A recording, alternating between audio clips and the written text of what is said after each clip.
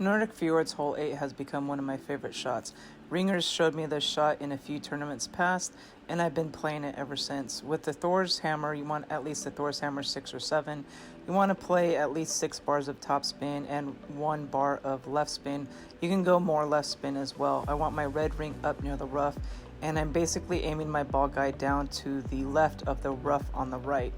So again, I'm going to be over adjusting my shot with a 0% elevation at max distance. Here, since it was a tailwind, I did too much top. So that's why I say use about 6 bars of top spin in a tailwind. In a very strong tailwind, I would actually pull it down to about 5 bars of top spin because it will go long. So here, it did go long and into the rough, but it is a fairly easy chip out of the rough.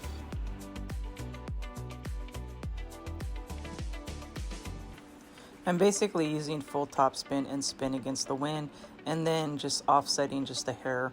And I know I'm a great right hitter, so I just offset it a little bit to the left of the pin. Here I was just looking for a funnel, and there seems to be a little tiny one here, but the chip is pretty much fairly simple. Just offset for a great if you are a great ball hitter with your rough iron. So I'm a great right hitter, so I offset just a tad more to the left.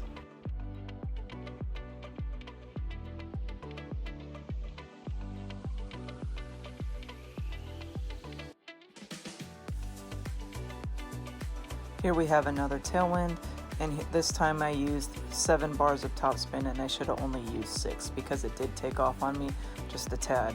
So again, the red ring's going to be by the rough. You're going to do 1 to 2 to 3 bars of left spin depending on what you have. 6 bars of top spin in a tailwind. I should have only went 6, but I went 7 instead. You're going to over adjust your shot with a plus 0% elevation at max distance. Here I did do a plus 5 and I didn't curl enough, so I think that was my issue. But again, it only needs a 0% elevation at max distance, and you want to make sure you give it at least a half a ball of curl, if not a little bit more, to make it go down the center of the fairway.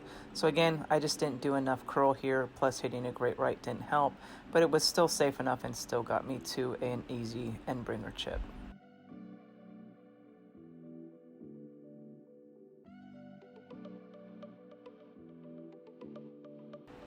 Here we have a slight headwind. It's not a very strong one, but it is more of a cross headwind. So here I'm actually going to do max top spin, and I'm going to do 1 bar of left spin, red ring by the rough, and then I'm going to over adjust my shot with a plus 0% over adjustment of my shot. Here I'm just making sure that that second bounce is just before the bunker. I'm going to adjust my shot, and then when I pull into overpower, I'm actually going to use that amount of overpower.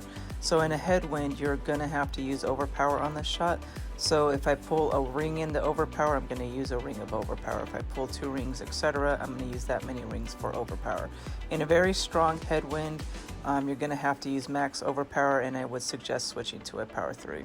But this sets you up for an easy end bringer chip. You can use the end bringer rule, 20% no spin. This was basically the 25% club with 20% elevation, and it is a pretty straightforward chip.